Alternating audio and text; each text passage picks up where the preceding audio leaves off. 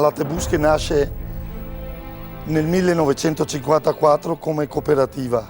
C'erano parecchie latterie turnarie dove ogni allevatore lavorava e doveva portarsi a casa il prodotto finale, che era il formaggio. Latte Busche ha iniziato fin da subito a raccogliere il latte, a lavorarlo lei e poi ogni mese in maniera metodica a retribuire il valore del prodotto consegnato. Questa è stata una cosa per gli allevatori epocale, però è stata anche la salvezza di quegli allevatori.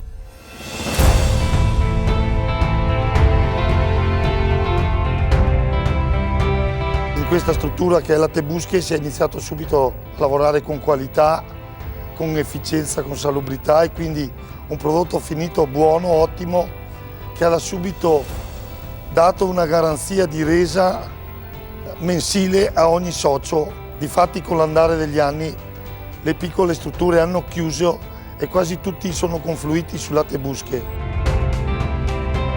Piano piano è sempre cresciuta ed è arrivata con le varie fusioni ad oggi che ci sono 6 stabilimenti.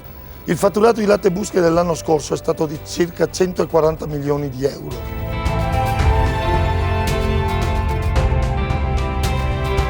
Un'altra peculiarità della nostra cooperativa è che raccogliamo il latte non solo in 6 province, ma in questa che è Belluno, in tutte le parti, dalla pianura del Feltrino fino all'Alpago, fino a Padola, in tutte le aree, retribuendo a tutti i soci lo stesso prezzo, anche se i costi sono diversi di raccolta, però questo vuol dire fare cooperazione nel vero senso della parola, perché bisogna ricordarci che quando la gente si è messa in cooperativa, si è messa insieme per avere più forza e per aiutarsi uno con l'altro. Specialmente in zona montana la ricaduta della cooperazione è molto importante, perché a prezzi normali di mercato in queste aree nessuna stalla riesce a sopravvivere. D'inverno c'è la neve, c'è il ghiaccio, c'è il freddo, ma poi c'è un'altra cosa che ci limita molto ed è il frazionamento dei terreni. Per far rimanere la gente sul territorio non è una cosa facile se il latte non viene remunerato in maniera importante, diciamo.